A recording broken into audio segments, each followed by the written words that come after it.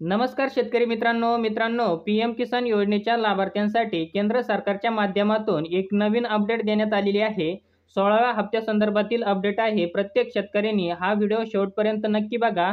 मित्रांनो, पीएम किसान योजनेचा 16वा हप्ता जो आहे तर तो पात्र लाभार्थ्यांच्या खात्यामध्ये लवकरच जमा केला जाणार आहे। कारण मित्रांनो, राज्य सरकारच्या माध्यमातून सर्व याद्या केंद्र सरकारकडे पाठवण्यात आलेल्या आहे। 16व्या हप्त्याची तारीख लवकरच प्रकाशित केली जाईल केंद्र सरकारच्या माध्यमातून, कारण पुढे आचारसंहिता लागणार आहे। मित्रांनो, मोदी सरकार की गारंटी, किसानों को हर साल 6,000 रुपये, 5 साल बेमिसाल 2.80 लाख करोड पेक्षा जास्त धनराशी, 11 करोड पेक्षा जास्त पात्र लाभार्थ्यांच्या खात्यावरती मोदी सरकारच्या माध्यमातून जमा करण्यात आलेले आहेत। मित्रांनो, प्रधानमंत्री किसान सन्मान निधी योजनेच्या अधिकृत पोर्टलवरती 16व्या हप्त्यासंदर्भात एक अतिशय महत्त्वाची माहिती आज अपलोड करण्यात आलेली आहे। जे लाभार्थी पीएम किसान योजनेच्या 16व्या हप्त्यासाठी पात्र आहेत, अशा लाभार्थ्यांसाठी ही माहिती अतिशय महत्त्वपूर्ण आहे। या ठिकाणी स्पष्टपणे उल्लेख करण्यात आलेला आहे। मित्रांनो, तुम्हाला काही बाबी म्हणजेच काही कामे पूर्ण करायची आहेत। हे काम आपण जर कामे पूर्ण केली तरच आपल्याला पीएम किसान योजनेचा 16वा हप्ता हा मिळणार आहे। तर नक्की आपल्याला कोणकोणती कामे पूर्ण करायची आहे तर ते आपण आज या व्हिडिओच्या माध्यमातून समजून घेणार आहोत। तेव्हा व्हिडिओला कुठेही स्किप करू नका, शेवटपर्यंत नक्की बघा। आणि आपण या चॅनलवरती पहिल्यांदा आला असाल तर चॅनलला सबस्क्राईब नक्की करा। तर मित्रांनो, आपण पीएम किसान योजनेच्या ट्विटर अँगलवरती ही माहिती बघू शकता।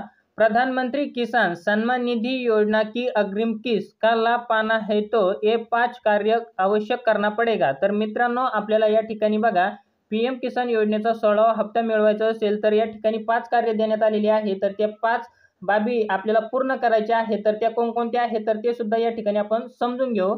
सर्वात प्रथम बघा, आधार और बैंक अकाउंट सीडिंग करवाई, म्हणजे मित्रांनो, आपलं आधार कार्ड हे आपल्या बँकेला लिंक करून घ्यायचं आहे। आणि त्यानंतर दुसरं बघा, सही जमीन दस्तावेज अपलोड करवाई। तर मित्रांनो, या ठिकाणी आपल्याला आपल्या जमिनीचे कागदपत्र अपलोड करायचे आहे। तर ज्यांनी जमीन खरेदी विक्री केलेली आहे, ज्यांची जमीन बदललेली आहे, तर मित्रांनो, किंवा ज्यांनी नवीन जमीन घेतलेली आहे, तर अशांचे कागदपत्र या ठिकाणी अपलोड करायचे आहे। आणि त्यानंतर तिसरं बघा, लाभार्थी किसान अपना नाम सही दर्ज करवाए। तर ज्यांचे जमिनीवर वेगळं नाव आहे आणि आधार कार्डवर वेगळं आहे आणि किंवा बँकेमध्ये वेगळं आहे, तर ते आपल्याला क्लिअर करून घ्यायचं आहे। सगळे नाव आपले एकच असले पाहिजे सगळ्या ठिकाणी। तर आपल्याला हा प्रॉब्लेम सॉल्व्ह करायचा आहे। आणि त्यानंतर 4 नंबरचं बघा, ई-केवायसी अवश्य करवाए।